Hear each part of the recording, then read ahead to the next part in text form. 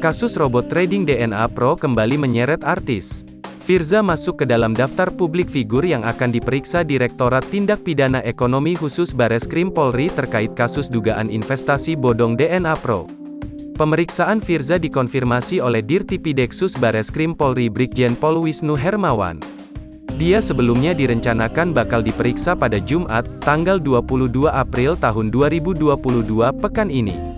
Iya betul, Firza, tanggal 22 April, kata Wisnu saat dihubungi awak media, Minggu, tanggal 17 April tahun 2022. Dilansir dari tribunjabar.id, penyanyi Firza tak menyangka terseret kasus robot trading DNA Pro. Itu karena Firza pernah menerima bayaran manggung di acara DNA Pro beberapa waktu lalu.